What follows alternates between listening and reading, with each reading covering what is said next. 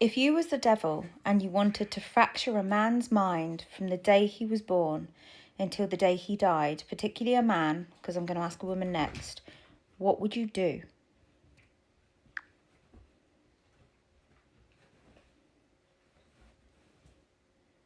If I were the devil and I wanted to fracture a man from the day he was born until the day he died, here's exactly how I'd do it. I'd make sure he's born into a system that fears his power before he even knows he has it. And from the moment he takes his first breath, I'd begin the quiet war. Not with violence, with shame. Not with chains, with conditioning. I'd program his parents before he arrives. Make sure his father is numb, unavailable, or absent. Make sure his mother is overwhelmed, unsupported, and carrying wounds from her own father. Now he enters a home where love is unstable, safety is conditional, and emotions are never fully seen. That's his blueprint. Then I'd weaponize school. I'd sit him in a chair for 6 hours a day and punish him for needing to move, explore, or question. I'd make sure his wildness is labeled disorder. I'd drug his spirit before it grows teeth. And I'd make sure no one ever tells him you're not broken, you're just awake. I'd confuse his masculinity early. Tell him real men are aggressive, competitive, emotionally shut off. Tell him kindness is weakness. Tell him silence is strength. Then I'd mock him when he becomes emotionally unavailable and call him toxic when he cracks. Now he's confused, ashamed, and disconnected from his core. I'd fracture his sexuality before he even knows what it is.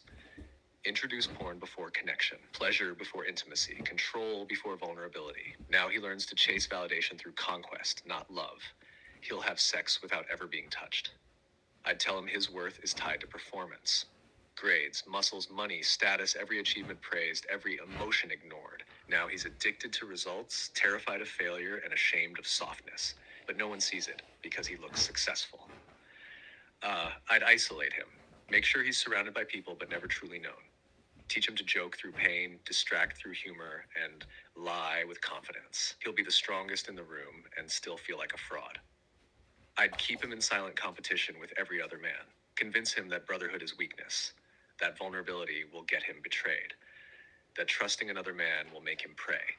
Now he stands alone, strong, admired, and completely disconnected.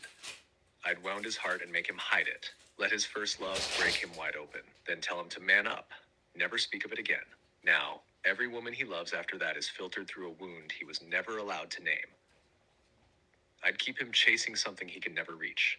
The perfect body, the perfect career, the perfect partner, the perfect moment where he finally feels enough, but it never arrives. Because the void wasn't created by lack of achievement, it was created by lack of remembrance. And I'd make sure he dies respected, admired, and unknown.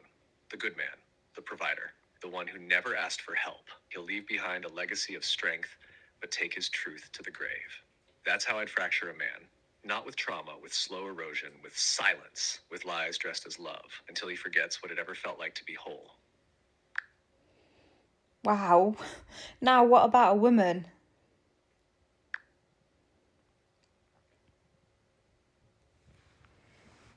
If I were the devil and I wanted to fracture a woman from the moment she was born until the moment she died, this is exactly how I'd do it. First, I'd make her doubt her own body. From the very beginning, I'd tell her she's too much or not enough, too loud, too quiet, too big, too small.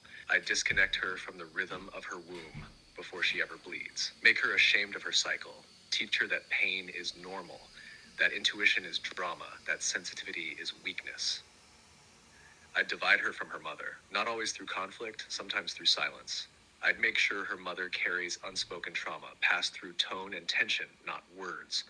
So the daughter grows up decoding emotions instead of expressing them. Now she learns love means scanning, fixing, pleasing. I'd glamorize beauty and weaponize comparison. Flood her with images of perfection she'll never reach, because I'll keep changing the standard. I'd make her chase external validation while starving her internal knowing. Now she's too busy hating her reflection to notice she was born as art. I'd fracture her friendships early, whisper insecurity into the space between girls, make them compete for attention, affection, approval, make trust feel dangerous and betrayal feel inevitable. Now she grows into a woman who smiles at other women while bracing for impact. I'd confuse her sexuality before she understands consent. Let her experience attention before safety. Let her feel desired before she feels seen.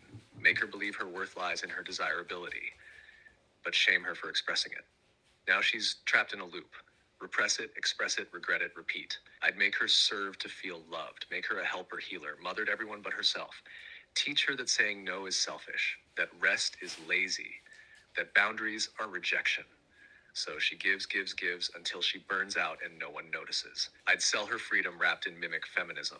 Tell her power means becoming like a man. Hustle, harden, achieve. Suppress the very thing that makes her magic. Her softness, her flow, her intuition, her cyclical wisdom. Convince her to cut off her roots in the name of rising. I'd let her taste love, then take it away. Over and over. So she starts to believe the problem is her. Now she shapeshifts, self-abandons, pleases, performs, just to be chosen. But even when she's chosen, she won't feel safe, because she never got to be known. I'd silence her rage, tell her to be nice, be agreeable, be quiet, so that by the time she realizes what's been done to her, she can't even scream. I'd fill her womb with emotion she was never allowed to express. Generations of grief, guilt, shame. She'll feel the weight, but not the source. She'll think she's broken, when in truth, she's carrying an entire bloodline's unspoken pain. And when she finally starts to wake up, when she begins to remember her power, I'd surround her with spiritual fluff. Soft words, safe rituals, surface healing. Let her feel like she's evolving without ever reclaiming her fire. Because if she truly remembered, if she bled without shame, loved without losing herself, and roared without apology, she'd tear the entire system down just by existing. And that's what I'd fear the most. Not her beauty, not her body, her remembrance. Whoa.